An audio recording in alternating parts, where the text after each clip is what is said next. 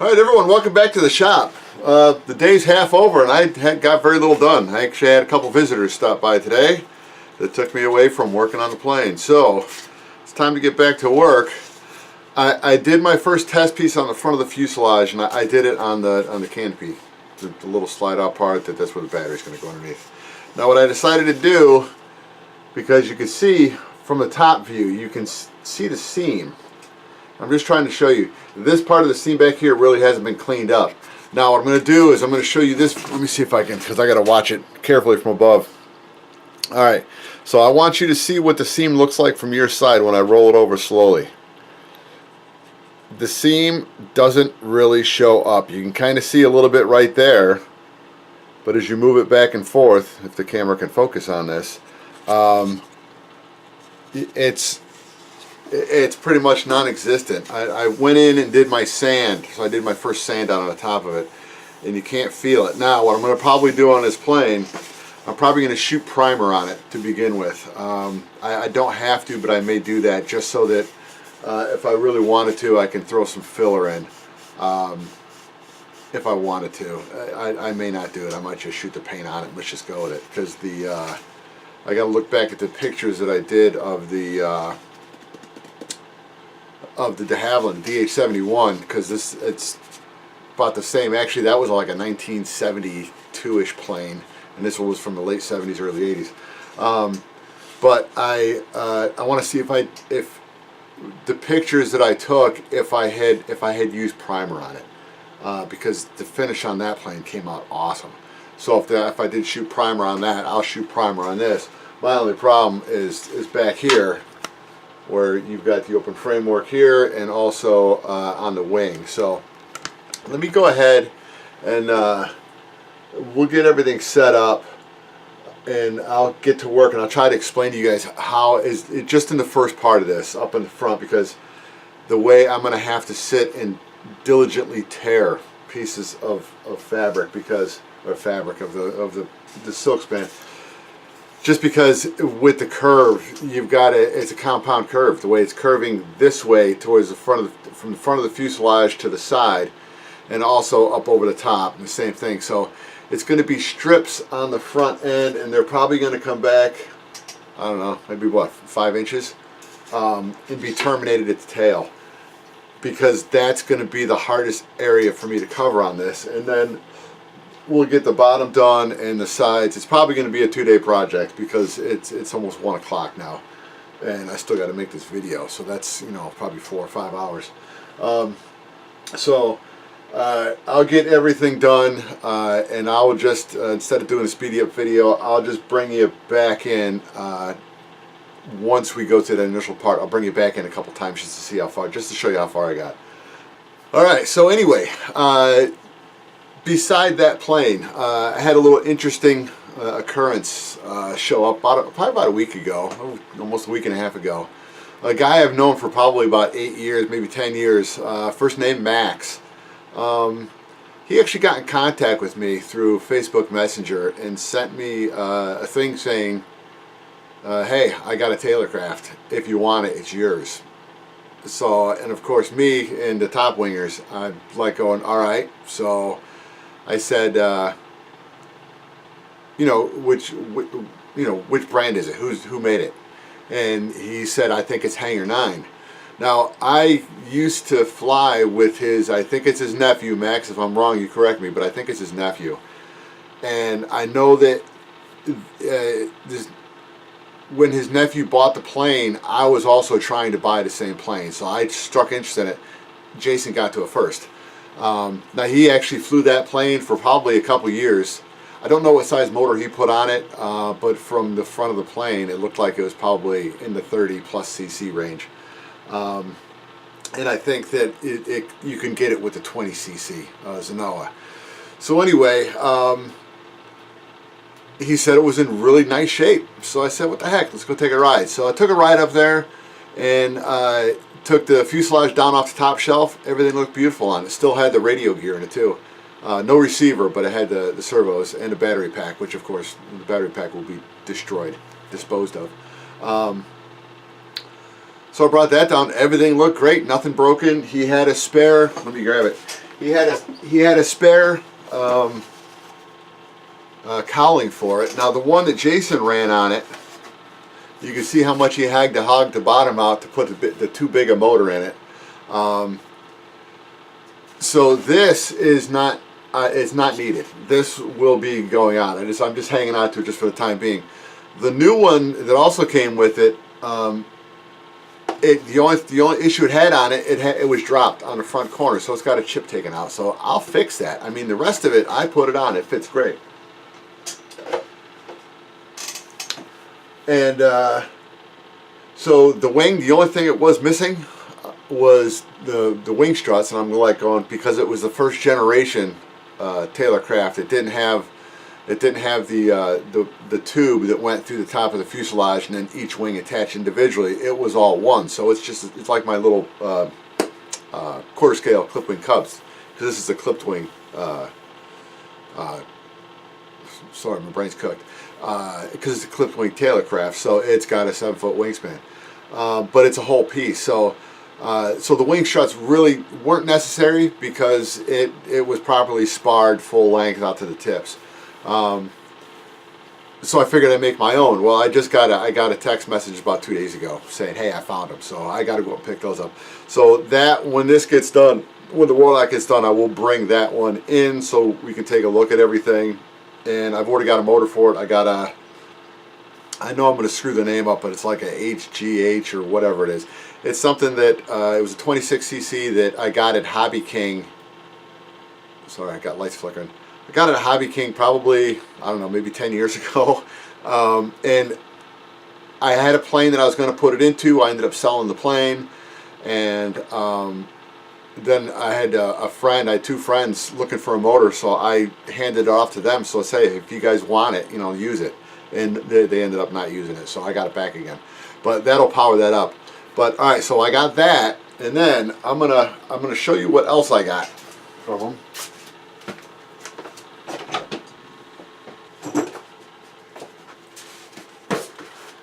And this is still covered with dust, and a lot of it. It's a trainer. It's a Hobbyco Nexstar from years gone by, and it's a trainer. So it's got the trike gear. It's got a good motor on it. It's got a and it looks like the motor is an OS Max, a 46 that still spins, and because it's bushing and everything. I gotta just throw a little bit of fuel into it just to get it to spin up, but it's not rusted shut, so it's working pretty good. Now the other thing that came on this is it had the little adapters you could tape these on to give you extra lift at slow speed, and ta-da! It's got little dive bomb flaps on it to help slow the plane down, so that way when you're teaching somebody how to fly, it just makes it more. It makes it less likely to want to drop the nose. So it helps people when they're training. I mean, I did instruction for about 10 years, and I'll still do. I mean, if somebody's up at the field, they need a little bit of help, I'll still step in. I'm just not, as of right now, I'm just not a trainer for the club. So anyway, and this is the club. I'll show you, because I got a handful of cards because I had too many of them made. And this is the fun part. Okay, here's the back side of the card. Oh yeah, got a Corsair. Now what's on the front side? Believe it or not, the same exact plane that I was given. So that is the Taylorcraft. And these were made way back when the guy who owned this used to be the club president. So I think they're still running the same one. But yeah, that's the plane I got. So anyway, this trainer, it's full, complete, ready to rock. And once again, we've got all the servos and everything in it too. Fuel tank. It just needs a receiver. And my plan on that is to get that one fired up, ready to go, and I'll donate it to the club just so that we can train more people. People that want to get into the hobby. We've got a really good way to introduce them to flight. So anyway, that, and then there was also an extra 300 kit that is it's actually off in storage right now. And when I mean kit, I mean it's like this kit. It's just a box of wood. You get to turn it into a plane. So So whether that ends up getting made or if it ends up getting donated to a person that wants to build, you know, anything free to me. If somebody wants it and they let me know that, hey, they're going to build it and not try to sell it, it goes free to them, because I have to keep my karma in balance, because if I get something for free, or if I'm given something that's worth a lot of money, somewhere very soon down the line I'm going to lose something that's worth a lot of money. So that's just the way my life works. So I gotta keep my karma. I gotta keep it level. So all right. Anyway, let me go ahead and get the plane started, and I'll bring you in on the GoPro when I'm doing the first part up in the nose. All right. Let's see how well this goes. I get a feeling I cut these strips a little bit too much on the thick side. We'll find out on the very first one that I paste down here. And as you watched the last video, you know that I can go ahead and start tearing away, start removing part of this after it's glued down, because this stuff right now is still so fragile that it tears very easily. All right, so let's go ahead and let's get started.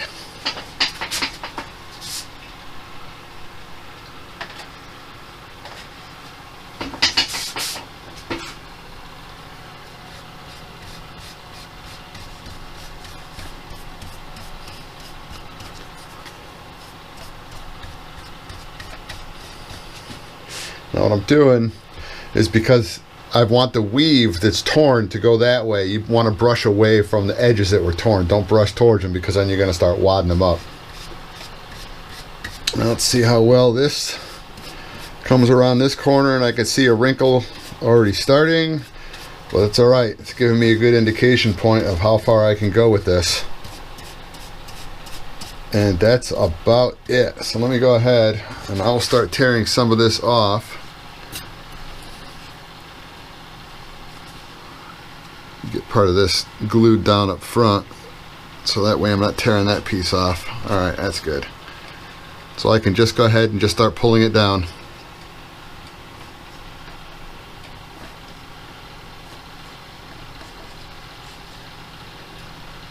And this should work out very nicely.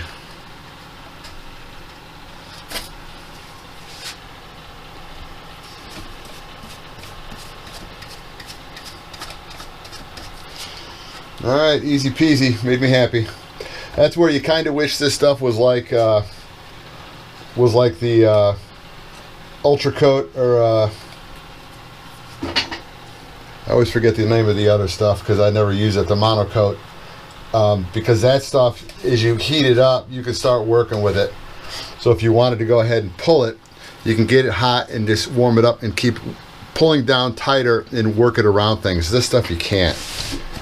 That's the only problem with this. It goes on very easily, but you have to work with it.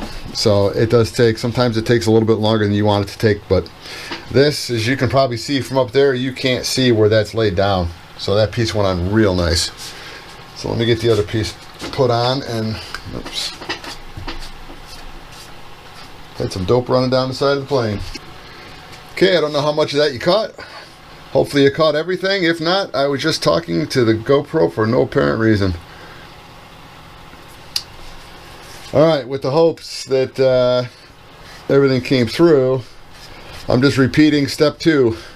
So just want to make sure, once again, on the top of this, because of the torn edge, I want to pull everything this way, so that way you're not bunching the little strands up on the top. It just makes it for smoother, a lot less work to finalize. And then we know how much we can work this side over before I've got to start tearing it. So this bottom piece will go on good. So what I'll do is here, I'm going to start up front. I want to get the whole front done first, because this is the hardest part of the fuselage, working with this material.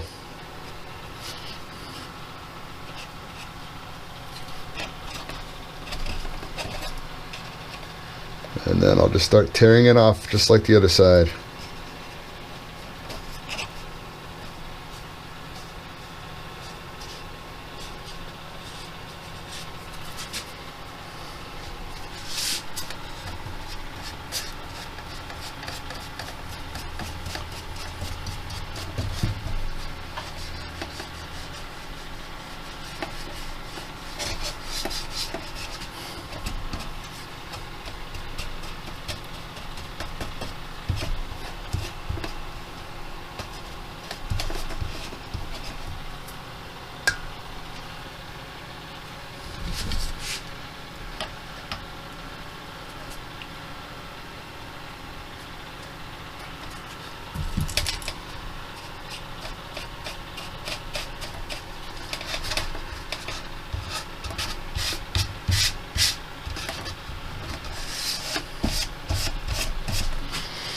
Okay, the chin's done, and it's looking good.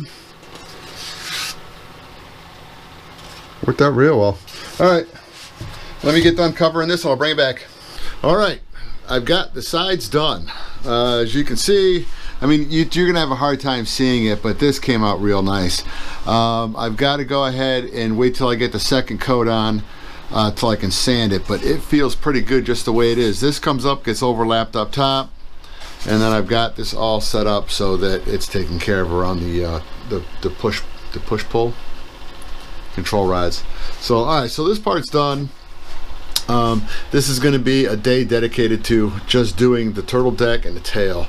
So it's probably not going to take as long as I think it's going to take, but that's how much time I want to dedicate to it. So yeah, so all right, so this is sitting pretty good, and let me finish this off on a good note. That all went very nicely. I'm pretty happy with that. It's just going to be how long it's going to take to do the top. So that will be, like I said, that'll be Sunday. So GoPro's talking to me. So anyway, we can pretty much just call this a video, and I'm going to go ahead and before I leave, I got something sitting outside for you to take a look at, and as this fades out, I'm going to throw in a picture of the Taylorcraft, just the way she's sitting right now. So anyway, I'll see you guys down here Sunday morning.